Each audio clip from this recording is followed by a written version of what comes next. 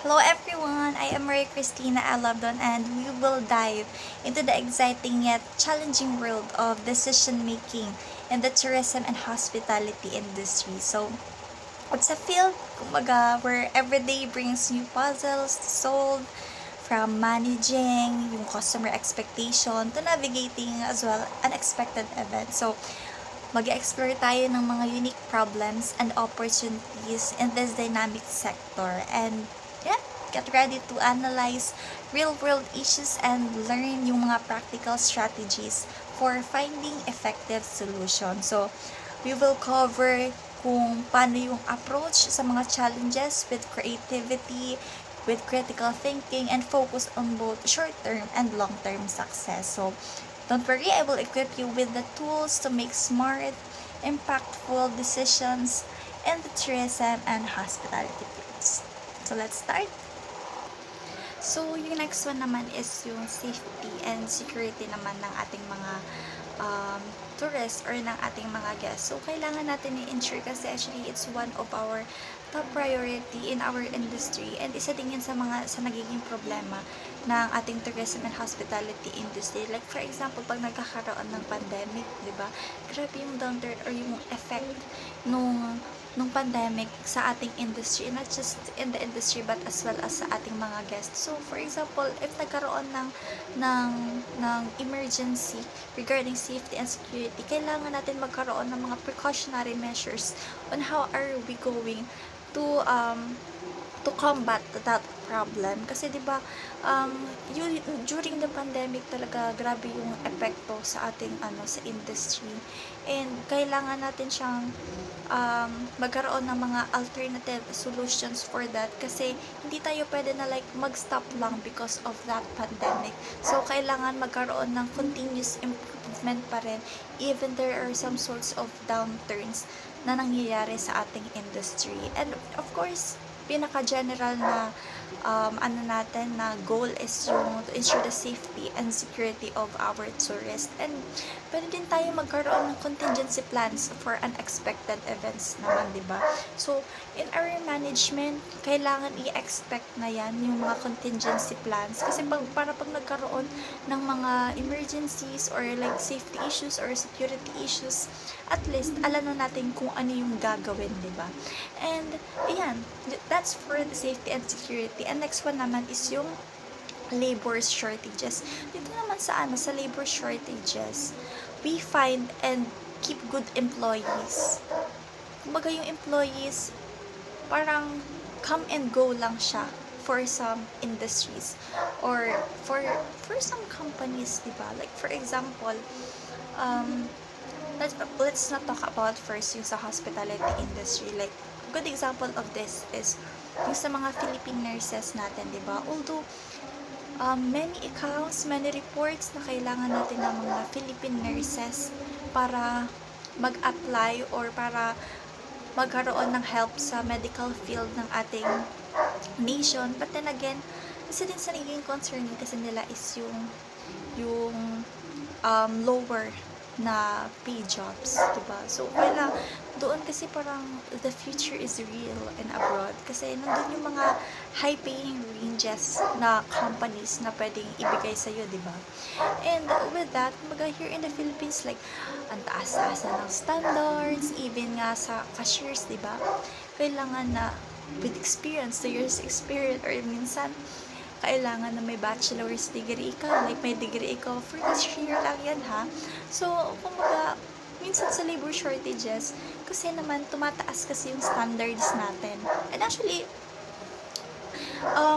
sa standards naman, actually is a good thing naman. Kasi, syempre in a company, you have series of standards, rules, and as well as regulations na sinusunod. So, mas maganda pa rin if you're the owner, mas prefer mo pa rin, of course, yung may experience and all para sa natin, sa own good din ng company natin. And, yun, isa din yan sa mga nagiging problem natin, yung labor shortages, diba? And we need to consider that. Siguro, some of the solutions would be yung at least medyo taasan naman yung sweldo or kung hindi naman taasan, at least fair, di ba? Kasi meron naman mga jobs na hindi fair yung pagbibigay ng mga sweldo, 'di ba? So kailangan natin na maging fair din sa mga employees din natin dun sa sa regarding sa pay jobs din nila.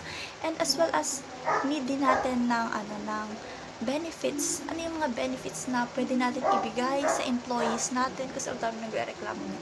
Sasabihin yan, ata nga ni 10K na sana, babawasan pa sa SSS, sa PhilHealth, sa Pag-ibig, o kung iba pa sa St. Peter. O diba, like for example, if may mga hinufulugan ka pang assets, 10K is actually not enough.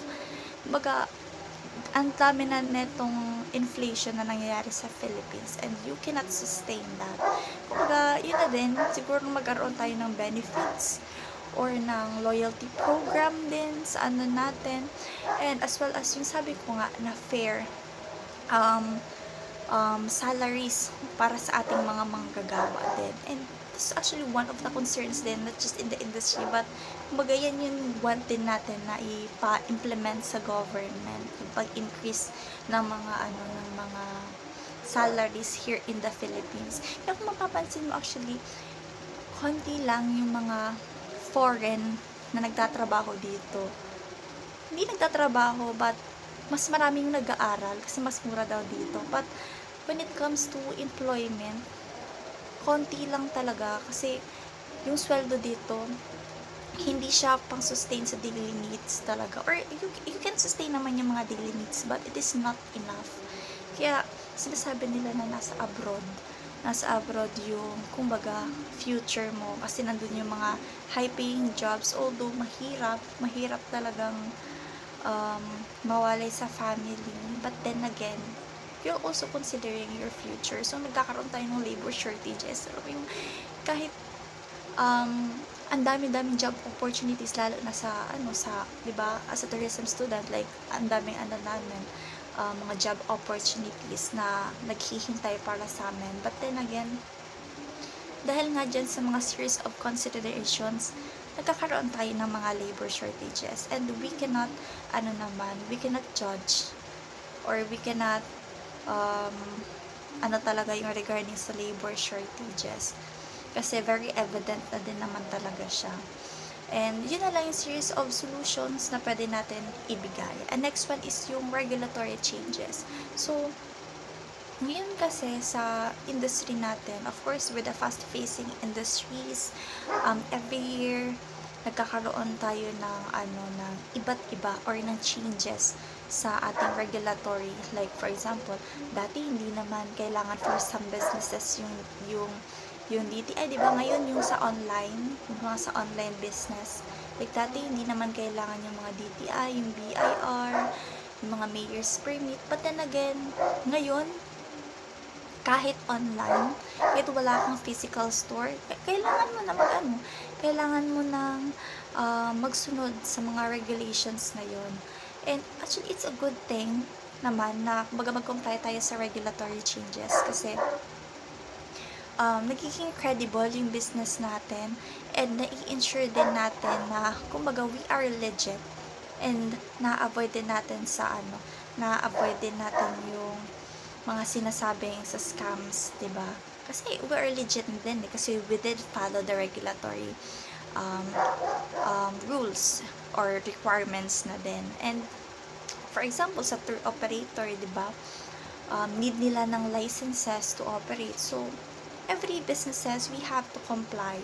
And with this regulatory changes, nagiging isa rin actually sa problema din ito. And then next one is yung sa reputation management. So in today's world, lalo na sa very tech savvy na ang mga what do we call, mga alpha generations, kami sa alpha generations ngayon, very tech savvy na, being that we're in the 21st century na. So yung reputation management, sometimes makikita natin yan sa mga online reviews, diba? For example, yung mga online reviews, like grabe yung epekto ng mga online reviews. Like for example, if you booked to a certain hotel, tapos nakita mo yung feedback is negative, would you go there or not? So, you'll think twice naman if pupunta ka doon. Kasi, you saw na yung negative, ano yun na yan, yung negative feedback na yun.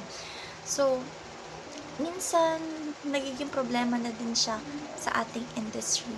Lalo na if, for example, may gusto lang naman pala, hindi naman talaga negative yung hindi naman totoo yung mga sinasabi nila against your company or against your hotel, being that you're the owner, diba?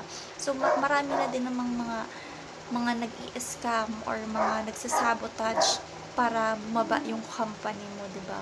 Kasi minsan hindi naman totoo, sinasabi naman nila hindi rin totoo, diba? So, isa rin yan sa nagiging problem natin. But then again, if makakakita ikaw ng comment na negative, I think that we need to adapt to it, and we need to act to it as well. Kasi actually yung negative na yan, we should not take it personally, or we should not take it as a negative thing in our company. So it's one of the advantage that, kumbaga, isa yan sa magiging opportunity for you, for your company, na magkaroon ng growth, diba? At maganda naman yung nagkakaroon tayo ng feedbacking, like yung negative thing about your company, so take it positively. Kumbaga, for example, pag sinabi nila na walang mga amenities, kulang yung mga yung mga towels, or kulang yung guards nyo, kulang yung mga staffs nyo, parang syempre hindi ka dapat panghinaang ng loob. Actually, it's a good opportunity for you para magkaroon ng positive change sa company mo. Like for example nga, yung sinabi ko, diba? So, act to it, na isipin mo na, oo nga, wala kaming amenities na ganyan. Gusto pala niya ng mga tao. Preferred pala nila to. Needs pala nila ito. So, yun yung mga kailangan na mo, para actually sa susunod na customer na may pupunta sa'yo, kumbaga, magiging like, okay na. Kasi na-fix mo na yung problem na yun eh. So, need natin na makinig din sa natin, sa mga customers natin. Diba? So, as a company owner, kailangan talaga natin mag-adapt din sa series of changes, and it's part of our branding na magkaroon ng good branding within our organization or within our company. So, isa na din yung reputation doon, kasi yung sinasabi nga nila na first impressions last, diba? So, kailangan natin panghawakan yun. Dapat first impression pa lang, diba, goods na. So, that's it for the reputation management. Kailangan natin na magkaroon ng good monitoring, and as well as mag-respond sa mga feedback ng ating customers. Kasi, di ba, after all, sa kanila pa rin naman tayo magbibigay ng service, and as well as sila din naman ang magbibigay sa atin ng income. So, yun yung dapat na i-consider natin sa company natin, having a good reputation management. So, proceed naman tayo sa unique challenges sa service business in the hospitality industry. So, unahin natin yung intangibility. So, pag sinabi kasi natin na intangibility, these are services that can't be touched or kahit makita before purchase. Kaya, di ba, mahirap siya i-judge kung hindi ka pa talaga actual na makakapunta para makita mo mismo. So, isipin natin yung, like, for example, yung sa booking a hotel room, di ba? Syempre, hindi ka pa makakapag-experience yung masabi mong comfort or may cleanliness until you arrive. So, next one is yung perishability. So, unsold services are lost forever. And when we talk about heterogeneity, service quality varies depending on who provides it and the customer's interaction natin. So, for example, yung isang waiter, friendly siya and efficient, while yung isa naman hindi, diba? So, rude. So, nakakapag-impact siya sa overall dining experience ng guest natin. Next one is yung inseparability. Production and consumption happens at the same time. So, hindi siya pwede ipaghiwalay. And next one is yung customer interaction. So, kapag mataas yung high customer interaction, meaning yung service quality relies heavily on employee skills and management. Kaya, very important din yung mga employees natin is mataas yung skills nila and yung management skills nila. And lastly, of course, is yung managing expectation. So, meeting and exceeding customer expectation is a key to success. So, kung ang restaurant sinabi nila na this is the best pizza ngaya, so we must deliver on that promise to maintain its reputation. Sinasabi natin na walk the talk. So, we must always walk the talk. Kung ano yung sinabi natin, kung ano yung in-advertise natin, yun din yung, kumbaga, actual. Hindi yung nagkakaroon tayo ng expectation versus reality. So, sa branding ninyo, magiging negative siya. So, that's it. Dito naman tayo sa controllable and uncontrollable factors naman. So, dalawa yan eh. Pag sinabi natin controllable factors, these are things a business can directly influence and as well as manage them. So, like, isa natin sa example is yung pricing, di ba? So, kailangan natin mag-set ng competitive prices para makapag-attract din tayo ng customers. And next one is yung marketing, di ba? So, advertising, tsaka yung promotions, very essential yan for us to reach our target audiences. And next one naman is sa example dyan is yung service quality, diba? So, training staff to provide excellent service is very essential din. And yun nga, sa staff training, isa din yung equipping employees with the skills needed to succeed. Kaya, minsan kailangan din natin ng mga team building or minsan dapat ma-acquire nila yung skills within our company para mag-succeed yung ating organization. And next one, sunod na natin yung uncontrollable factors. So, these are external elements, baga sa labas or outside a business control na din siya. So, part na ng example is yung economic downturns, diba, na-discuss ko na din siya kanina. Yung sa recessions, pwede siyang mag-reduce sa customer spending and as well as travel. And isa din sa nakakapag is yung natural disasters, like for example, magkaroon tayo ng earthquakes or magkaroon tayo ng typhoons, etc. So, pwede yun ma-disrupt yung operations natin. And last one is, of course, yung political instability. So, kailangan natin siyang ma-understand yung distinction ng controllable at uncontrollable kasi this will help us to focus in our business on kung ano yung makakapag-influence while preparing for the unexpected challenges natin. So, let's proceed naman sa structured approach to problem solving naman, focusing on analyzing and selecting yung best solution from multiple alternatives. So, let's break it down step by step. So, unahin na natin dyan yung identify the problem. So we should clearly define ano nga ba yung issue. Like, for example, kung yung hotel occupancy rate is down to 20% ngaya compared to last year. So, ano yung alternative doon. So, next one is, we have to generate alternatives na din. So, we must brainstorm various solutions, like, kung possible solutions for low occupancy rate ngaya, might include, siguro, marketing campaign, kailangan natin yan, or babaan natin yung price, or dapat mag-upgrades tayo sa hotel amenities. So, dapat may alternative tayo for that. Third one is yung, we should evaluate alternatives. Is feasible ba siya? So, we should assess kung yung option is very feasible siya. Like, for example, yung regarding sa cost, sa benefits, ano yung mga magiging risk.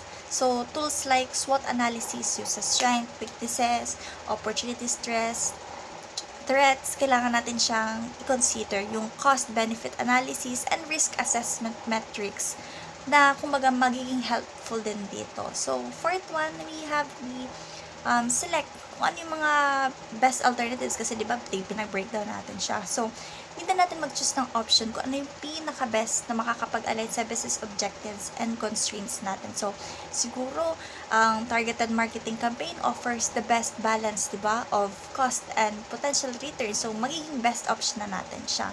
And lastly is, kumbaga, we need to implement and monitor na siya. Siguro put the chosen solution into action kasi hindi lang tayo puro sabi why not act it out and track its effectiveness, and as well as dapat na naman natin na ma-monitor yung hotel's occupancy rate after the marketing campaign to see kung may improvements ba or ano ba yung mga need pa natin na gawin. So that's it. So kumbaga itong process na to, nakakapag-ensure siya ng thoughtful na data-driven approach to solving problems, and as well as making decisions dun sa mga problems na nai-encounter din natin sa company natin. So, dito naman I will tell you kung ano yung mga crucial factors na need natin i-consider when evaluating a business case, or ano nga ba yung mga pwede mga proposed solutions. So, isipin niyo as this will be the checklist before tayo mag-i-implement ng any significant change within our organization. So, unahin natin yung cost effectiveness. So, tanongin natin yung sarili natin na kumbaga, does the return on investment, or yung sinasabi baga natin na ROI, kung na-justify niya yung expense. So, meron bang cheaper alternatives that achieve similar results? Kasi meron yung mga possible like for example, mag-invest ka sa mga new software na pwedeng maging cost effective. So, kung baga magiging significant pa siyang improvement, or magkakaroon ba siya ng efficiency and makakapagpababa ba siya ng labor cost. So, it's a good thing na rin. Next one is yung feasibility. So, tanongin ulit natin, meron bang any significant technical or logistical challenges na kumbaga pwedeng makapag-prevent success ng ating implementation. So, kasi for example, di ba, kapag nagla-launch ka ng mga new product line, so, kasi pwede yan maging infeasible if the required manufacturing equipment isn't available, di ba? So, magiging problema natin yan. So, hindi natin consider yung feasibility.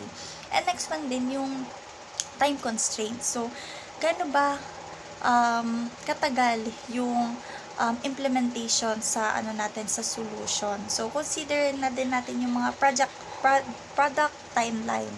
So, dapat natin yung i-consider, and yung potential delays. So, kailangan natin ng quick marketing campaign. Makakatulong yon sa preferable to a lengthy rebranding effort, diba? And siguro next one is yung resource availability. So, tanungin ulit natin, meron ka bang personnel, meron ka bang budget? Kasi minsan magkukulang tayo dyan yung equipment. How about yung resources, di ba? Na mga necessary to support yung ating solution sa problem na yon. So, minsan kasi nagkakaroon tayo ng launching ng new restaurant, di ba? Na nagre-require ng sufficient funding, staff, and kitchen equipment. So, okay na ba yung resources natin or kulang pa? So, need natin yun i-consider na rin. So, next one is yung risk mitigation. Ito din, isa din sa importante. Tanungin natin, ano yung mga potential risks and as well as yung challenges, and paano natin siya maa-address. Kasi, di ba, minsan ang new product na nilalunch natin might be risky sa failure if yung market research is insufficient. So, kailangan natin siya i-consider. And the next one is yung legal and ethical considerations.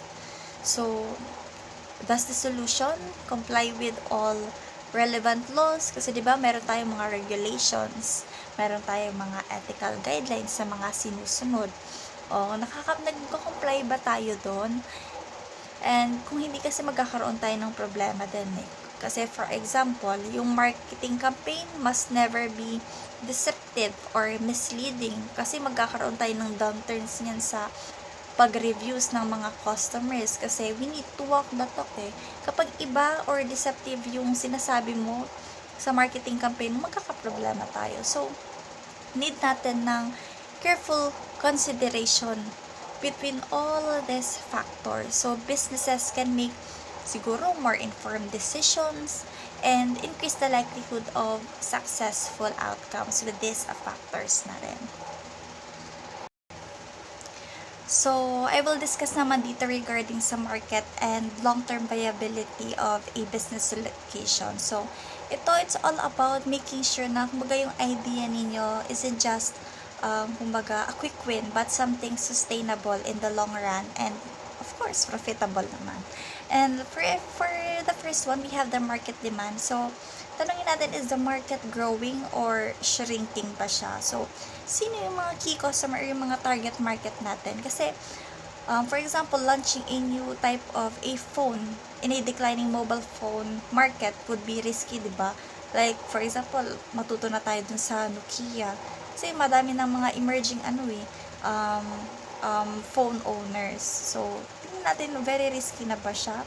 So, yeah, next one is yung competitive advantage. So, what makes your solution unique and desirable? So, what sets it apart from the other competitors na din? So, i-consider na natin dyan yung USP or yung sinasabi nga po natin na unique selling proposition. So, for example, a restaurant might have a unique cooking style or a special ambience na kumbaga naiiba naman kasi yan yung magiging edge mo sa ibang competitors. So, next one is yung potential for growth. So, can your solution adapt to changing market conditions or kasi ang business needs to be flexible and innovative to thrive in changing times and of course adopt changes na din over time. And next one is yung profitability.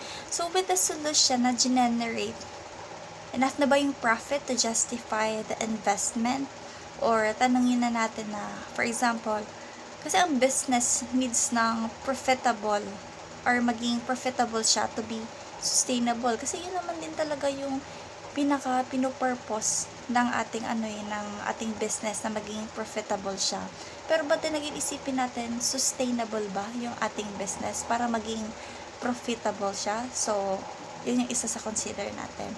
So, next one is yung long-term na sustainability. So, makaka-adapt pa siya sa changing market conditions and technological advancement knowing na ngayong generation. So, consider na din natin yung mga long-term impact. So, yan. Kasi, syempre, need natin yung long-term na sustainability. And next one is yung alignment naman with business goals. So, does the solution ba natin align with the company's overall strategic goals and objectives? So, kasi meron tayong goals and objectives So, kailangan natin siya i-align. Yung solution must be fit within the overall company vision. So, hindi lang siya more on words na yung vision namin is ganito yung goal. So, kailangan din natin na i-act out yun, na i-align din natin yung business goals. So that's it. Kumbaga yung topic na to, it emphasizes yung mga importance sa ating market research, yung competitive analysis niya, and as well as yung long-term planning bago tayo mag-implement ng mga significant business solutions. Kasi ang dami natin yung significant solutions and alternatives. But then again, we should think twice kung ano ba dapat yung mga need sa ating problem na mag-fit na din. Kumbaga, sa solution. Mag-fit as a solution sa ating problem.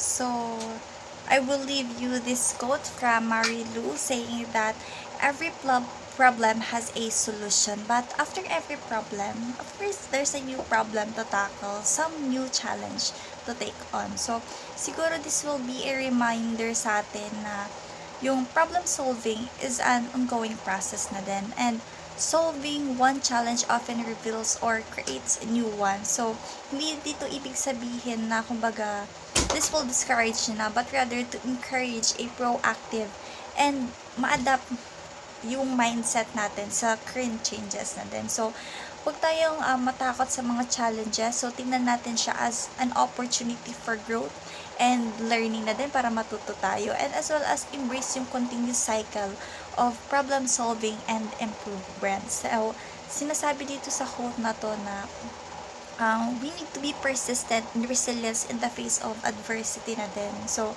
ina-acknowledge dito yung success as a rarely and a one-time event, diba? But rather a series of steps na nagre-require ng solution to various obstacles naman. So, let us celebrate our victories, learn from our setbacks, from those problems, and prepare for the next challenge with the newfound knowledge and experience coming from these problems na din. So, yan, the journey of continuous improvement is what truly defines success. So, that's it for my presentation. I hope that you've learned something. So, thank you very much.